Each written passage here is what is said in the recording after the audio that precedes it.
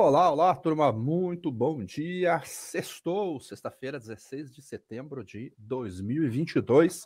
Mais uma semana indo embora e uma semana que trouxe aquela surpresa no início da semana com o relatório do Departamento da Agricultura dos Estados Unidos. Todo dia eu falo, espero que na próxima semana eu acabe virando o CD de lado, mas foi um número realmente surpreendente para a soja, né? Mas ele causou uma volatilidade naquele dia no mercado e logo após, já na terça-feira, os preços começaram sazonalidade do teu seu movimento natural de preços. A soja ainda tem um pouquinho para realizar para voltar no mesmo patamar, mas o milho já está abaixo do que estava antes do relatório. Ontem nós tivemos o retorno da divulgação dos dados de vendas semanais lá dos Estados Unidos, trouxe números interessantes e também tivemos um número do NOPA, a Associação dos Esmagadores de Soja lá nos Estados Unidos, que mostrou uma retração no esmagamento de soja em agosto em relação a julho. Teve um aumento em relação ao ano passado, mas uma retração em relação a julho.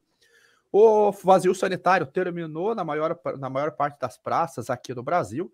Então, a partir de agora, a gente entra no mercado climático brasileiro. Grande parte das pautas aqui do programa diário vai ser choveu, não choveu, está quente acima da média, está com frio acima da média e acompanhamos agora o desenvolvimento aí, a evolução do plantio para soja e milho, principalmente milho de verão, que já quase chega a 50% de plantio no Brasil. Então, pelo menos começamos com um clima muito favorável em comparação com o clima do ano passado. Então, um ótimo número realmente. O Adriano colocando aqui que o Paraguai já está com 16% da área plantada de soja. O Paraná também tem avançado nesse plantio e outros estados também. A bolsa hoje, ela amanheceu no vermelho, né? A bolsa ela tem começado, a bolsa de Chicago, ela tem começado o dia trabalhando no verde. E aí a soja vai subindo, misto, o milho vai subindo, misto, e de repente ela inverte e fecha no vermelho, e foi assim desde terça-feira para todas as commodities. Começando pelo trigo, como sempre, ontem o trigo teve uma derrocada forte de preços, ele caiu mais de 3% no fechamento, ficando em 8 dólares e 40 nesse momento, estendendo uma queda de 0,5%. O que aconteceu com o trigo? Ele já vinha trabalhando dentro do seu movimento de alta, aqueles vários problemas que nós repetimos diariamente, né? A guerra continua, as condições climáticas na Europa ainda muito ruins. O plantio vai começar agora do trigo de inverno e a sazonalidade começa o movimento de alta. Mas tem aquele fato da greve dos ferroviários nos Estados Unidos. E o que poderia acontecer? Deixa eu colocar aqui um crop production map, porque há uma questão interessante aqui do que acabou afetando as cotações do trigo ontem. Então vamos para os Estados Unidos. Vamos para o trigo. Então a gente vê, esse é o mapa de produção de trigo nos Estados Unidos. Nós vemos que a produção, ela acontece aqui, no norte. A maior parte da produção, ela acontece no norte do país. Há uma produção aqui na região central, mas o grande volume vem da Dakota do Norte e principalmente de Montana. Aonde que está a produção de soja? A produção de soja já está no leste da Dakota do Norte e ele vai até Ohio e ele desce aqui pelo rio Mississippi, mas a grande produção de soja ela está aqui em Iowa e Illinois. Você vê que esses dois estados representam 27% da produção norte-americana. Grande parte dessas esmagadoras, elas estão justamente nessa região. Uma das regiões mais importantes que nós temos fica aqui, que é Decatur. Ele passa a ser uma referência para os prêmios, para os bases regionais nos Estados Unidos. E lá nós temos bases por ferrovias e temos bases por caminhões e tem bases por barcaça, porque a barcaça desce aqui pelo rio Mississippi, saindo pelo porto de New Orleans. De ferrovia é alimentado tanto o leste, essa aqui é uma região grande produtora de suínos nos Estados Unidos, quanto é alimentado as fábricas e os pecuaristas na porção oeste do estado. Além disso, a maior parte do etanol também é produzido aqui, o etanol de milho. porque justamente a produção de milho também concentra-se nesta região aqui. Então você vê que essa região responde por 32% da produção de milho norte-americano, ela está entre Iowa e Illinois. E todo esse etanol, ou pelo menos 95% deste etanol, ele é transportado por ferrovias.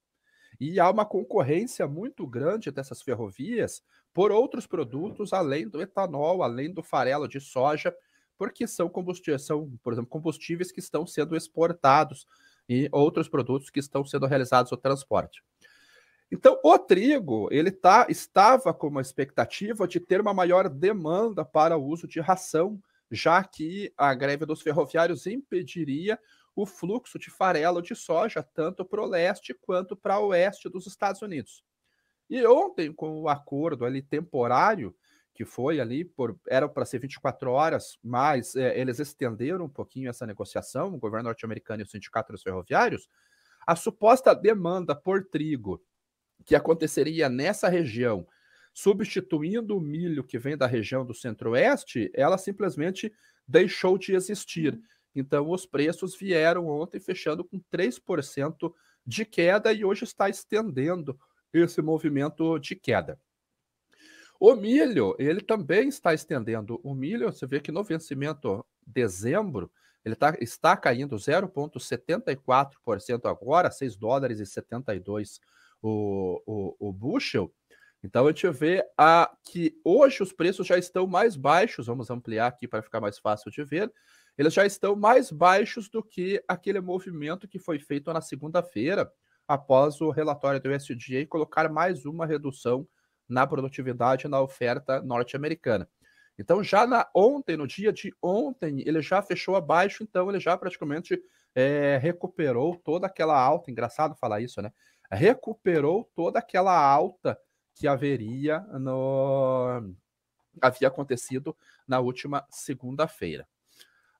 Então ele está estendendo a queda hoje. As notícias, veio uma notícia da França que as condições se estabilizaram do milho por lá, então não houve mais uma queda, mas foram 9 relatórios seguidos de queda. Estima-se que 43% das lavouras francesas só estavam em boas excelentes. Ano passado essa condição era de 89%. Então é uma redução realmente muito importante e a safra de milho atingida pela seca, ela vai ser a mais baixa, a produtividade mais baixa desde 1990. E a consultoria aqui, França Agremer, disse que os agricultores haviam colhido 14% da área de milho até o dia 12 de setembro.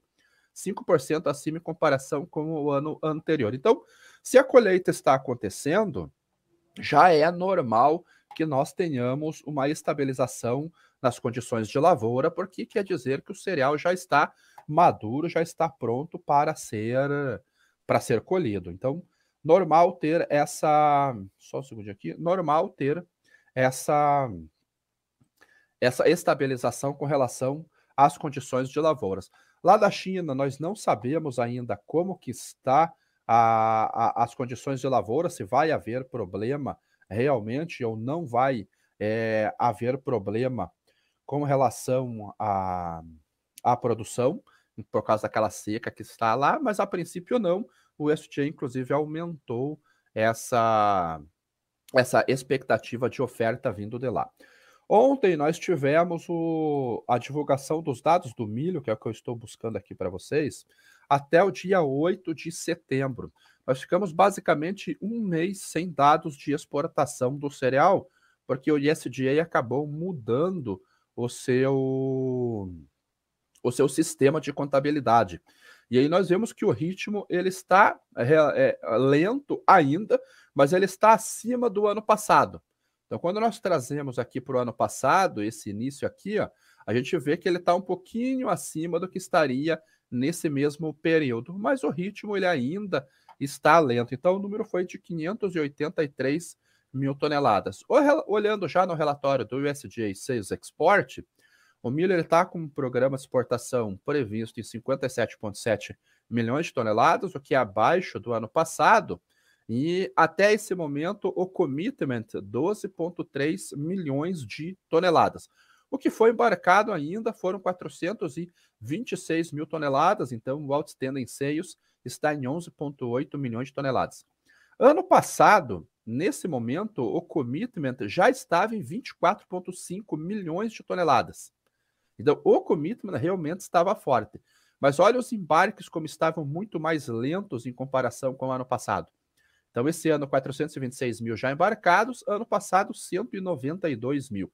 Então, há realmente uma diferença em comparação com o ano passado. A gente está num ritmo menor de vendas, mas um ritmo maior de embarques. Então, isso afeta as cotações do cereal, há pouca demanda também, a gente viu no consumo lá na quarta-feira, o consumo para etanol, a fabricação de etanol também teve uma redução e os estoques de etanol também tiveram uma alta. E essa possibilidade de greve dos ferroviários também vai acabar afetando a demanda de milho para a fabricação de etanol. Afinal de contas, se eu não conseguir transportar esse etanol devido a estar com o sistema de logística travado, eu não vou produzir esse etanol porque eu também tenho espaço limitado para poder fazer esse armazenamento. Então, percebo que há várias notícias pesando no cereal nesta semana, né, no dia de hoje também, e o maior deles, com certeza, é a sazonalidade. O clima agora já precisa ter aquela alteração nos Estados Unidos, né? A gente torcia por chuvas e temperaturas mais amenas até há 2 semanas atrás. Terminou o mercado climático, agora a gente precisa do clima mais seco para que as colheitadeiras consigam realizar o seu trabalho fazendo a colheita. O último relatório de o avanço de colheita nos Estados Unidos, crop condition, e o crop, esqueci a outra palavra, mostrou que 8% da safra norte-americana já havia sido colhida.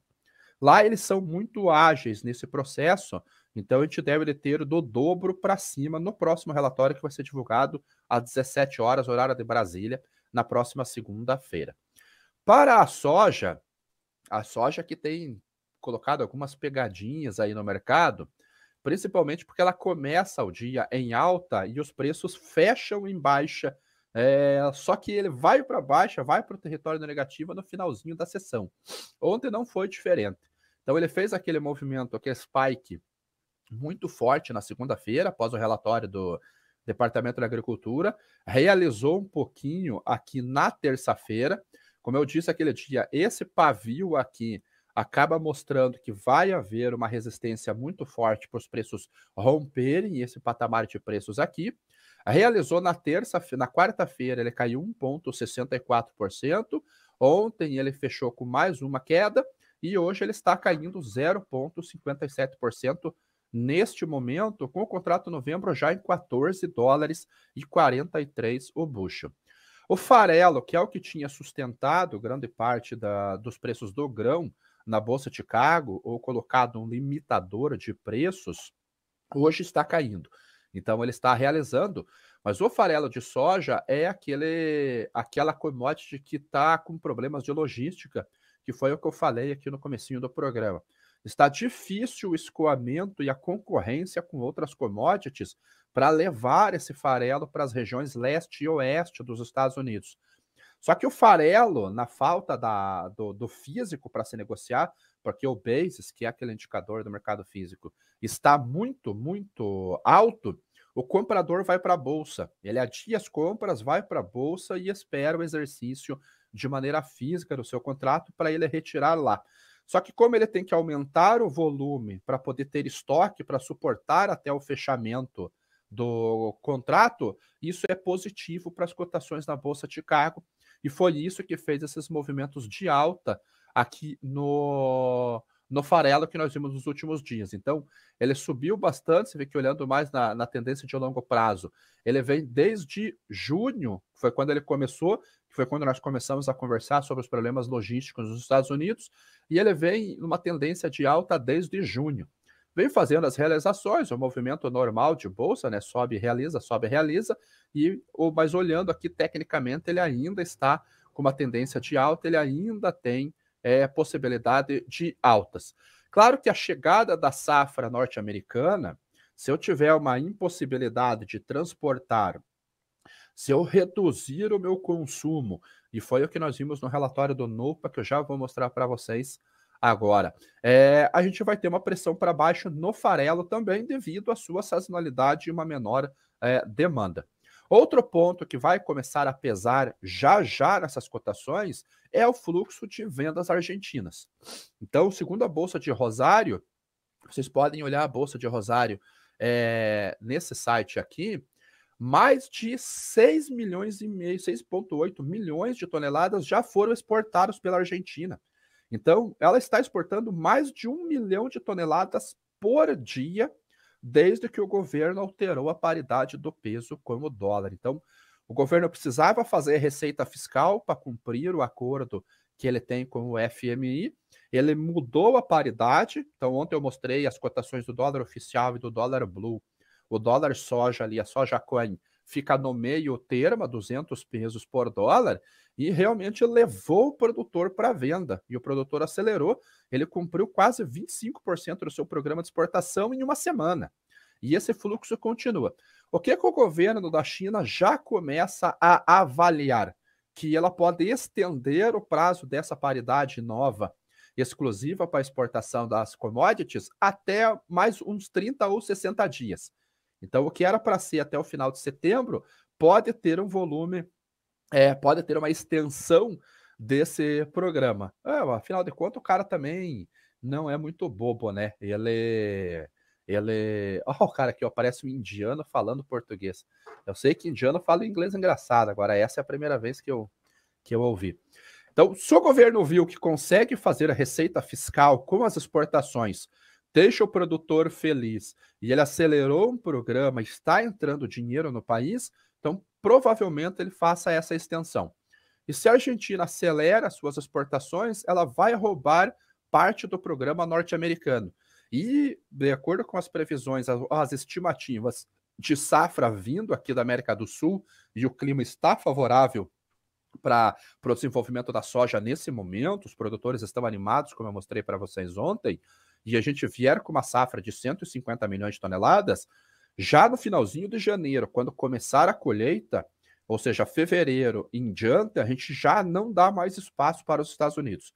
Até porque, sazonalmente, os nossos preços trabalham muito abaixo do que trabalham os prêmios norte-americanos. Então, se a Argentina rouba um espaço dos Estados Unidos no início da colheita deles lá, que é quando há o maior volume de exportação, a Argentina roubou parte desse programa. O programa já ia ficar curtinho por uma safra brasileira. E vem uma safra de 150 milhões de toneladas, o americano vai ter um programa de exportação mais curto do que o ano passado, menor do que o ano passado. Efeitos para a Bolsa. Pressão para baixo, porque a demanda sai dos Estados Unidos, vem para a América do Sul, e uma oferta muito grande na América do Sul vai levar o prêmio para baixo aqui no Brasil também. Então a gente já vê soja sendo negociado no interior aí a R$145 por saca. Soja que já esteve a R$180 por saca. Mas era algo que nós já sabíamos que iria acontecer. Já sabíamos, eu fiz um vídeo em fevereiro dizendo que a soja ia derreter para 2023. O fator começa a acontecer agora, infelizmente, mas era algo que nós já sabíamos. É um efeito sazonal realmente de preços. O óleo de soja hoje, basicamente na estabilidade, caindo aqui um 0,06% a 64,26 centavos de dólar por libra-peso. Ontem, as exportações líquidas de soja, deixa eu achar para vocês, aqui ó, ficaram em 800, vamos abrir aqui, 873 mil toneladas. Vê que o último relatório aqui líquido ficou em 1,4 milhões, então você vê a queda que teve entre o último relatório e esse relatório de agora. Como que está o programa de exportação norte-americano? Então, está aqui, ele já está relativamente forte. Você vê que o programa esse ano está em 56,7, então é um programa menor do que o ano passado. Ano passado começou com 60 milhões, reduziu para 59, fechou com 57. Então, esse ano já há uma expectativa menor do que o ano passado, numa safra, pelo menos por hora, muito similar, 1 milhão de toneladas a menos. O commitment já está em 25,2. Então, veja que já começamos a 30% do programa já comprometido. Então, nós estamos no dia 16, fazem 16 dias que começou a temporada nova nos Estados Unidos e nós já estamos com 30% do programa já realizado, pelo menos no commitment, né? Falta embarcar, claro, quase a totalidade, foram embarcados só 375 mil toneladas, ainda faltam quase 25 mil toneladas para serem embarcadas, mas o commitment já começa em 30%. Então, realmente, os Estados Unidos têm que acelerar esse programa, senão ele não terá espaço. Café. O café, ontem ele subiu com um ajuste técnico, mas hoje ele voltou a cair. O principal fator que está pesando no café é o clima. Há uma expectativa de chuvas razoavelmente boas para a próxima semana. Vamos começar a olhar aqui. Puxa, eu tinha um outro mapa que era mais legal. Deixa eu ver se eu encontro esse outro mapa aqui, pessoal, só um segundinho. Que tem outro mapa que a gente vê o acumulado de exportações. Vamos ver se eu consigo encontrar ele por aqui. Eu acho que sim, vai ser em... Cadê South America? Maps, Brasil. Será que é Forecast?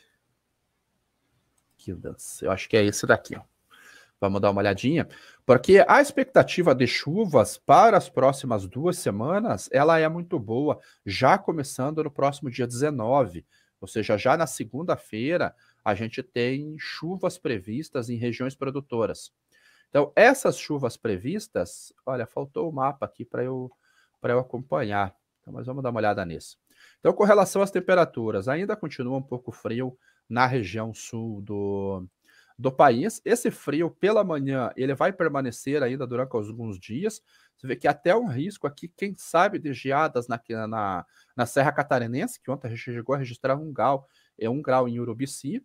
Essa linha de frio pela manhã, você vê que são 6 horas da manhã esse frio, ele vai até quase a zona da mata, lá em Minas Gerais, e ele já começa a ir embora. E, opa, aqui vem um frio mais pesado aqui no Rio Grande do Sul e Santa Catarina. Quem sabe até um risco de geadas. E há uma zona de alta pressão aqui também, então a gente não deve ter chuvas no dia 23 no Rio Grande do Sul, pelo menos nessa porção aqui. E esse frio fica dia 24, e aí a partir daí realmente ele vem embora, faz um friozinho aqui no dia 29. Com relação à chuva, você vê que hoje já deve estar chovendo nessa porção leste de Minas Gerais, pega todo o litoral desde o Rio Grande do Sul até a Bahia. Então, Espírito Santo, Rio de Janeiro, o litoral de São Paulo, Paraná, Santa Catarina, com chuva no dia de hoje. Essa chuva ela começa a vir e é benéfica tanto para o Espírito Santo quanto para Minas Gerais. Então, você vê que já a partir dessa noite, amanhã, a gente já tem alguma chuva. Vamos ver, ela vai embora. Outro sistema de chuvas, ele chega, ele atinge o sul de Minas Gerais no dia 21. Dia 22, uma boa intensidade de chuvas que pega Paraná, São Paulo e o sul de Minas Gerais, vai pegar o Mato Grosso do Sul e a porção oeste do Mato Grosso. Ó, você vê no dia 23, a gente já tem aquela chuva indo embora nessa região de alta pressão.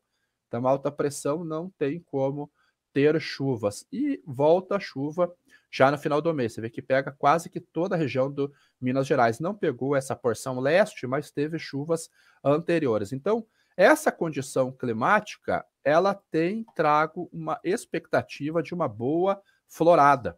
Então, as cotações do café estão reagindo a isso. Ontem saiu o relatório da Green Coffee Association e trouxe um aumento dos estoques da associação em 265 mil sacas. O relatório da ICE trouxe uma redução de 11 mil sacas. Então, enquanto a DCA está com um ótimo estoque, mais de 6 milhões de sacas, a ICE está com baixo estoque, ali 575 mil sacas, se eu não estou enganado. Então, nós temos um crescimento do estoque da Green Coffee Association e um clima favorável de um lado. O que limita a queda? Limita justamente os baixos estoques da ICE.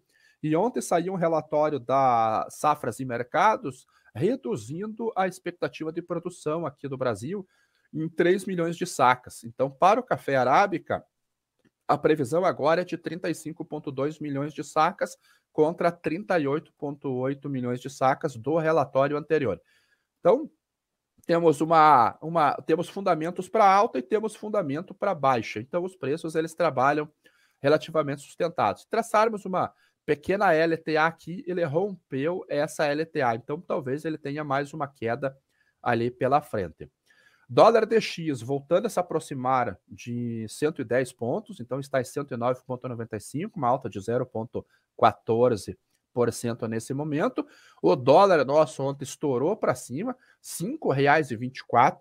Então, alguns dias atrás, eu brinquei tanto no meu Twitter quanto no meu Instagram, quando a Bolsa de Chicago fez esse movimento aqui de alta, os prêmios também estavam em alta, estavam em 225 pontos. Então eu falei, olha, abriu uma oportunidade para quem tem soja disponível para vender, porque Chicago em alta no momento que deveria estar em baixa, ou seja, na sazonalidade de alta, os preços próximos a $15 o bushel. Prêmios acima de 200 pontos ainda, e o dólar naquele dia tinha fechado a R$ 5,09. Então, uma venda em dólares seria muito favorável. Hoje, o que aconteceu? Se fosse ontem, né? A Chicago voltou para 1.440, 1.450, ou seja, perdeu 50 pontos. O prêmio veio para baixo de 200, perdeu 35 pontos já desde aquele dia, e o dólar subiu já 14 centavos. Então, ele teria, se ele tivesse vendido disponível em dólar, ele teria fixado a saca Bolsa de Chicago e prêmio, ficando com o dólar em aberto. Como a gente tem um viés de alta no dólar por esse ciclo de juros, de aumento de juros dos Estados Unidos, um próximo aumento aí já na próxima quarta-feira, muito provavelmente. E nós temos as eleições agora, daqui 2 semanas, dificilmente o dólar viria abaixo de 5. Então, a gente tentaria buscar esta correção na moeda, e foi o que aconteceu. Então, para quem tinha soja disponível, e nós demos essa recomendação lá no nosso aplicativo do Relatórios Agro, e depois eu fiz a brincadeira nas redes sociais, quem fez aquela operação deve estar recuperando por volta de R$ 5,00 por saca se ele tivesse fixado o preço ontem. Então, em algumas regiões ele vendeu por 180, hoje, se ele tivesse fechado o câmbio nesse momento, ele estaria recuperando R$ 5,00 no mínimo por saca. Então, e não foi usado nenhum derivativo, por exemplo, nenhum derivativo ele foi utilizado. Então, um ótimo negócio realmente conhecer os referenciais que fazem parte da movimentação de preços. E para encerrar, o boi que ele está segurando, ele tem basicamente um suporte aqui nessa faixa, você vê que ele bate por aqui, por essa região, ele acaba segurando. O boi ainda de curto prazo, ele tem um viés de baixa ainda, principalmente na região centro-oeste, porque os frigoríficos estão recebendo aquele boi a termo que eles compraram já no passado. E eu acredito que essa tenha sido uma negociação boa para o produtor, porque para o pecuarista, né? Se o pecuarista fixou o boi alguns dias atrás, ele pode ter pego, por exemplo, se ele fixou nesse momento aqui, ele pode ter pego, fixado um boi a 320 nesse vencimento aqui em novembro. Ele pode ter fixado aqui 320 e o preço caiu, ele estava protegido. Então, o mercado ele trabalha favorável e desfavorável para ambos os lados. Então, se ele fixou aqui o boi a termo, ele tem uma condição melhor agora do que quem está querendo vender agora. Então, essa escala mais confortável dos frigoríficos acaba colocando uma pressão de baixa na arroba do boi no curto prazo. Em São Paulo, os preços voltaram a negociar no padrão China por volta de R$ 300 a arroba. Em Minas Gerais, 280, Goiás, 260, Mato Grosso, 275, Mato Grosso do Sul, 275, Mato Grosso, 265, aqui no Paraná, 280. E o que tem segurado parte disso é o volume de exportação de carne. Então, olha o volume que está sendo feito esse ano. Então, esse agora estabilizou um pouco as exportações, mas esse volume forte de exportações que aconteceu do início do finalzinho do ano passado até agora tem colocado um suporte de preços e não deixa os preços da arroba do boi caírem. Então esse foi o 710. Eu sei que eu estou em cima do horário, acho que eu não vou conseguir responder perguntas para vocês hoje. Então vocês, por favor, voltem na segunda-feira e eu respondo essas perguntas realmente devido ao horário. Qual é o tamanho da safra de trigo de primavera dos UM, Estados Unidos? Eu acho que é Estados Unidos, mas eu respondo na segunda-feira. As retenções da Argentina prejudicam ou tá normal? Retenções prejudicam até mais o produtor, né? Acima de 30%. Abertura do plantio da soja ainda em setembro, quase todo o Brasil, exatamente. Tem um quadro de vazio sanitário no meu Twitter. Lá, realmente, dá uma olhadinha lá, procura lá que tem um vazio sanitário. O porco magro, o mercado deve melhorar? Porco magro? Não sei te responder essa. Se for nos Estados Unidos, menos ainda, mas o milho continua alto, então o preço de ração está em alta. Então, pessoal, se puderem mandar as perguntas na próxima segunda-feira, eu peço desculpa, mas pelo horário, hoje realmente eu tenho que encerrar. Então, obrigado a todos que estiveram aqui, voltamos na segunda-feira, no Primeira Hora do Agro. Todos tenham um ótimo fim de semana e nos vemos às 8 horas da manhã na próxima segunda-feira. Tchau.